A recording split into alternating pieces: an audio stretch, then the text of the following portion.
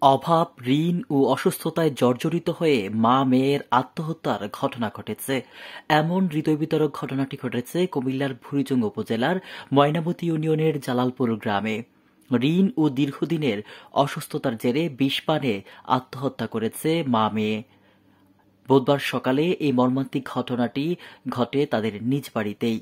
নিহতরা হলেন নমিতা রানী পাল ও তার মেয়ে তন্নি রানী পাল।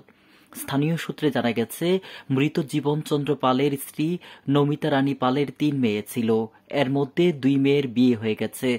ছোট মেয়ে তন্নি এখনো অবিবাহিত ছিল। সংসারের একমাত্র উপার্জনক্ষম ব্যক্তি ছিলেন নমিতা রানী, যিনি স্থানীয় দেবপুর স্পিনিং মিলে চাকরি করতেন। তবে গত ২ মাস ধরে অসুস্থ থাকায় কাজে যেতে পারছিলেন না। এতে পরিবারের আয় বন্ধ হয়ে যায় এবং নিত্য প্রয়োজনীয় খরচ মেটানো কষ্টসাধ্য হয়ে ওঠে। এছাড়া বিভিন্ন এনজিও থেকে ঋণ নেয়ায় কিস্তি পরিশোধ করতে না পেরে তারা চরম মানসিকভাবে চাপে ছিলেন। বুধবার সকালে মা ও মেয়ে দুইজনেই বিষ পান করেন। প্রতিবেশীরা দ্রুত কুমিল্লা মেডিকেল কলেজ হাসপাতালে নিয়ে গেলে কর্তব্যরত চিকিৎসক তাদের মৃত ঘোষণা করে।